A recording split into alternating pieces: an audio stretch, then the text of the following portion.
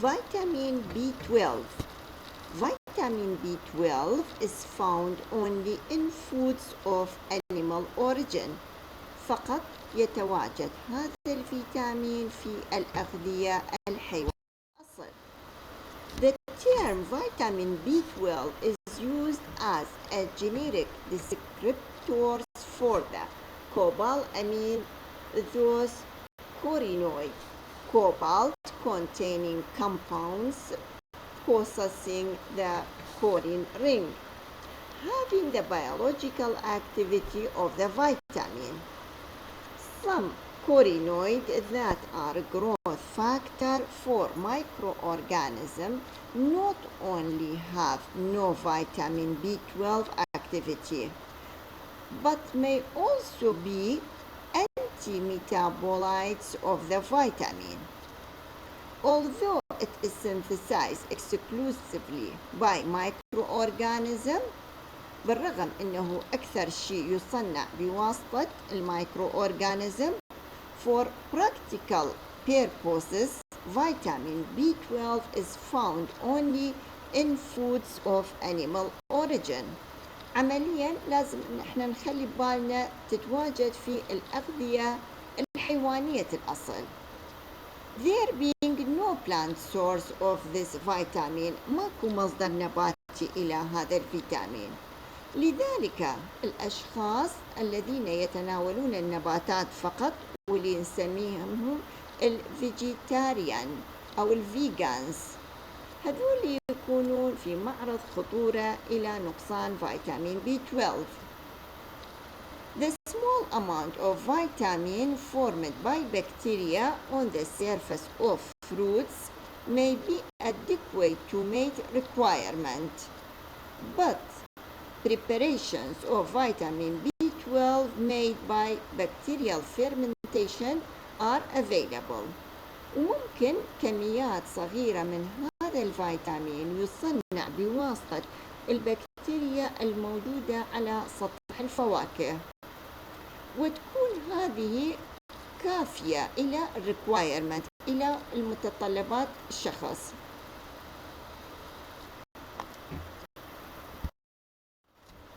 Vitamin B12 absorption requires two binding protein.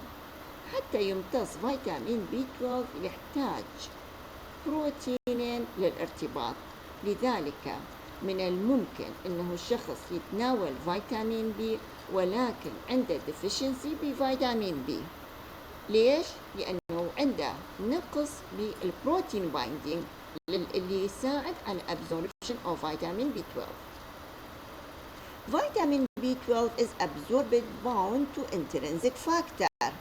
أكو مادة بروتينية بالجسم نسميها الانترنسيك فاكتور اللي يرتبط بفيتامين B12 حتى يمتص.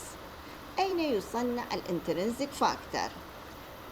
الانترنسيك فاكتور هو small glycoprotein السكريشن له بواسطة البارايتال سيلز الموجود بالجاستريك ميكوزا. الجاستريك أسيد والبيبسين release the vitamin from protein binding in food. الجاستريك أسيد والبيبسين يعملان على تحرير الفيتامين من البروتينات المرتبطة معها في الغذاء. Make it available to bind to cobalophyllin, a binding protein secreted in the saliva. الكوبالوفيلين هو بايندينج بروتين والسكريشن مالته يكون باللعاب. In the duodenum, cobalophyllin is hydrolyzed, releasing the vitamin for binding to intrinsic factor. بالسلايفة ارتبط بالكوبالوفيلين، لما يوصل إلى الأمعاء راح يصير بريليز من الكوبالوفيلين وترتبط بالانترنسيك فاكتور اللي هو البروتين الآخر اللي يساعد على امتصاصه. Pancreatic insufficiency can therefore be a factor in the development of vitamin B12 deficiency, resulting in the excretion of cobalophyllin bounding vitamin B12. إذا كان أكو insufficiency بالبنكرياس هذا ممكن يؤدي إلى نقص فيتامين B12. كيف؟ البنكرياتيك insufficiency resulting excretion of cobalamin bound vitamin B12. Intrinsic factor bind only the active vitamin B12 and not other carotenoids. الانترنسيك فاكتور فقط راح يرتبط بالفيتامين B12 الحر. زين إذا أنا من البنكرياس جايني كمية هائلة من الكوبالوفيلين اللي يرتبط بفيتامين B12. فيتامين B12 إذا ما يتحرر من الكوبالوفيلين ما يقدر يرتبط الانترنسيك فاكتور. لما ما يتحرر من الكوبالوفيلين ما يرتبط مع الانترنسيك فاكتور وبالتالي ما يصير له امتصاص في الأمعاء.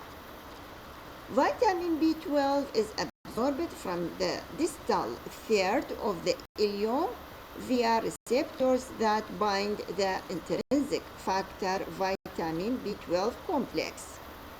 هاي ملاحظة مهمة بأي جزء من الإليوم بالديستال third of the ileum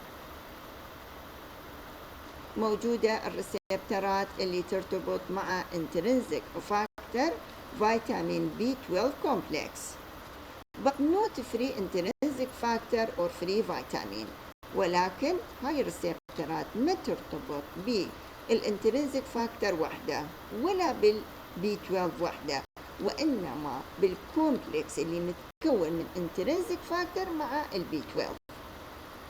There is considerable enterohepatic circulation of vitamin B12 with excretion in the bile, then reabsorption after binding to intrinsic factor in the ileum. يصير circulation إلى داخل البودي ما بين الأمعاء والكبد. There are two vitamin B12 dependent enzyme. أكو إنزيمين يعتمدون على فيتامين B12. ميثايل مالونايل CoA mutase and methionine synthase. لاحظوا الشكل 44-14 في كتاب هاربر. هذان الإنزيمين vitamin B12 dependent. Methyl malonyl CoA is formed as an intermediate in the catabolism of valine and by the carboxylation of propionyl CoA arising in the catabolism of isoleucine. هاي ملاحظة كلش مهمة حتى نعرف المصدر إلى الميثايل مالونايل CoA منين يتكون.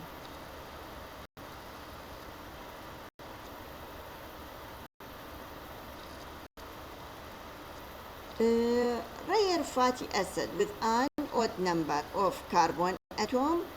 الأحماض الشحمية ذات العدد الفردي من الكربون or directly from propionate, a major product of microbial fermentation in the rumen. It undergo a vitamin B12 dependent rearrangement to succinyl CoA catalyzed by methyl malonyl CoA mutase. The activity of this enzyme is greatly reduced in vitamin B12 deficiency. هذه الإنزيمات اللي تعتمد على فيتامين B12 ذكرناهم.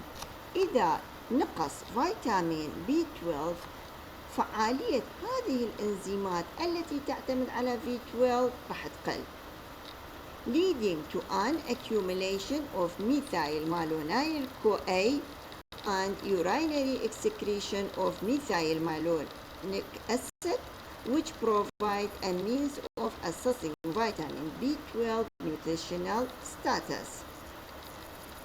إذا الإنزيم اللي يعتمد على هذا الفيتامين يكون غير فعال السبستريت اللي يعمل عليه الإنزيم راح تتجمع وبالتالي يصير له excretion بالإدرار.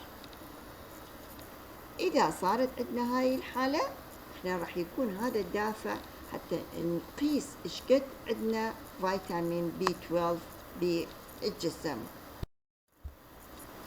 فيتامين B12 deficiency cause pernicious anemia. هذا أهم مرض يسويه نسميه فقر الدم الخبيث. لماذا يسمى بالخبيث؟ Pernicious anemia arises when vitamin B12 deficiency impair the metabolism of folic acid, leading to functional folate deficiency that disturbs erythropoiesis. إذا عندنا نقص في فيتامين B12 هذا يؤدي إلى حدوث عجز أو خلل في ميتابوليزم للفوليك أسيد. عجز أو خلل في هضم الفوليك أسيد يؤدي إلى خلل بإريثروبويسيس، تكون كريات الدم الحمراء، causing immature precursor of erythrocyte to be released into the circulation اللي نسميه ميغالوبلاستيك أنيميا. لما تتكون البريكورسر مالت الإريثروسايت تكون خلايا كبيرة في البون مارو، تصير بعملية ماتوريشن نضج إلى أن تصبح ناضجة وتكون صغيرة. في حالة نقصان فيتامين B12 ستطلق الخلايا الغير ناضجة اللي نسميها immature واللي تكون كبيرة إلى السيركوليشن إلى مجرى الدم. The most common cause of pernicious anemia is failure of the absorption of vitamin B12 rather than dietary deficiency. السبب أكثر احتمال يكون فشل امتصاص B12 أكثر مما يكون السبب في نقصان أخذ B12 عن طريق الغذاء. هاي ملاحظة كلش مهمة تجي بالMCQ. This can be the result of failure of intrinsic factor secretion caused by. هذا أكو خلل بالintrinsic factor. شنو الخلل؟ شنو السبب اللي يكون خلل بالintrinsic factor؟ هل ما يصنع أو أكو أجزاء مضادة تحطم الانترنزك فاكتور وبالتالي لا تستطيع الارتباط مع فيتامين B12 وامتصاصه من قبل الأمعاء. This can be the result of failure of intrinsic factor secretion caused by autoimmune disease affecting parietal cells or from production of anti-intrinsic factor antibody. أمراض المناعة الذاتية إما تكون أجسام مناعية ضد خلايا الباريتال سيل اللي تفرز عندنا أو اللي تنتج عندنا الانترنزك فاكتور أو أنتي بودي إلى الانترنزك فاكتور نفسه يصنع. There is irreversible degeneration of the spinal cord in pernicious anemia. يكون تحطمات غير عكسية بالسباينال كورد تحدث في حالة البيرنيشيوس أنيميا as a result of failure of methylation of one arginine residue in myelin basic protein. ما يصير methylation للأرجينين residue الموجود بالمايلين. This is the result of methionine deficiency in the central nervous system rather than secondary folate deficiency. هذا يكون ناتج عن نقص الميثيونين بالنظام العصبي المركزي أكثر مما هو نقص بالفوليت الثانوي.